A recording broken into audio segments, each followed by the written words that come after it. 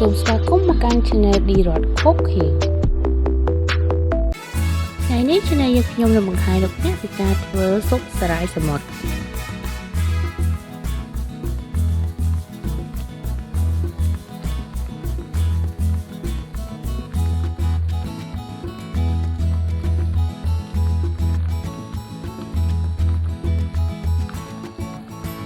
គ្រឿងផ្សំមាន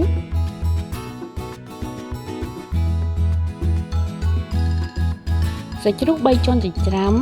ប្រហិតពងពងសសាច់ម្ជុលការ៉ុតសារាយសមុទ្រ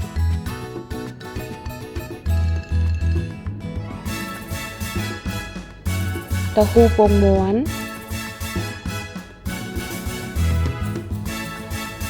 អំបិលប៊ីចេងស្កររ៉តឌីម្រេចខ្ទឹមសចិញ្ច្រាំនិងស្លឹកខ្ទឹមចាហើយក្រោយគេគឺប្រេងសណ្ដែក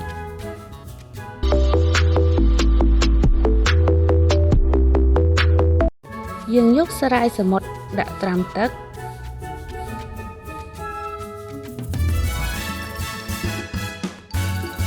រួចហើយយើងយកទៅលាងទឹកឲ្យស្អាតយើងចាប់ផ្ដើមដាក់ប្រេងសណ្ដែកកំពងខ្ទឹមសឲ្យក្រហមពេលខ្ទឹមក្រហមហើយចាប់ផ្ដើមដាក់សាច់ជ្រូកចូលចាបន្ទាប់មកយើងកូរបន្តិចចាបន្ទាប់មកដាក់គ្រឿងអំបិលស្ករប៊ីចេងរ៉តឌីនិងម្រេចចូលចាយើងឆាត្រឡប់ទៅស្រោចឡើង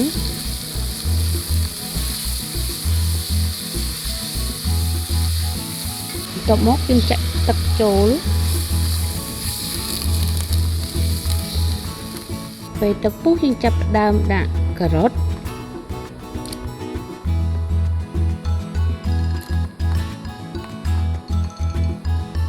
បន្ទាប់មកទៀតយើងដាក់ប្រហិតពេញពងស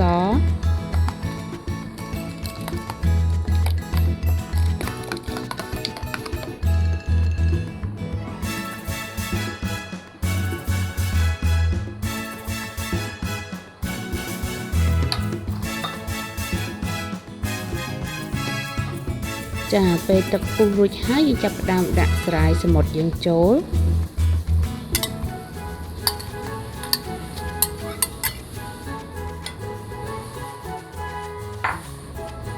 ចាយើងកូរបន្តិច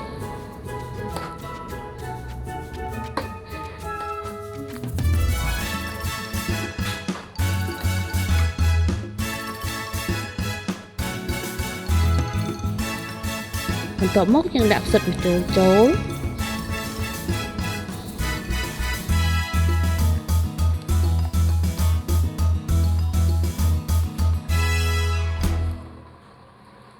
ពេលបន្លែឆ្អិនរួចរាល់យើងចាប់ផ្ដើមដាក់ស្លឹកខ្ទឹមចានៅពេលនេះស៊ុបសារាយសមុទ្ររបស់យើងបានចម្អិនរួចរាល់